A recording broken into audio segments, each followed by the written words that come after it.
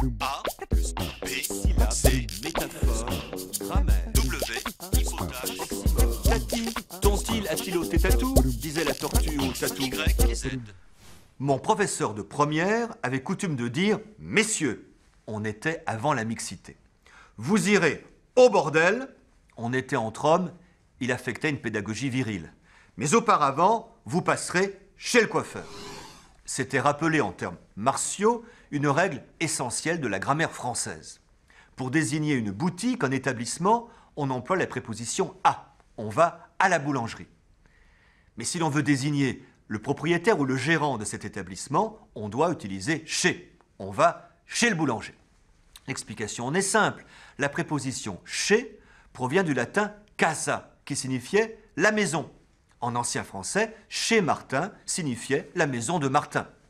On comprend donc historiquement l'opposition entre « au bordel » et « chez le coiffeur ».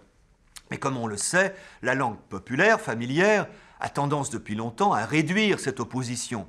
On connaît le proverbe « il vaut mieux aller au boulanger qu'au médecin ». Cet emploi est fautif, je ne le recommande pas, mais il n'est pas aberrant. Ceux qui disent « au coiffeur » considèrent à juste titre qu'ils ne se rendent pas proprement chez lui. Il y a quelque chose d'intuitivement juste dans ce mauvais usage. Prenons un exemple un peu provocateur. Si je suis l'ami d'un médecin, ai-je vraiment tort de dire « j'ai passé le réveillon chez mon médecin, mais auparavant, je suis allé au coiffeur ». A plus B, syllabe, C, métaphore, grammaire, W, hypothèse, oxymore. Y et Z.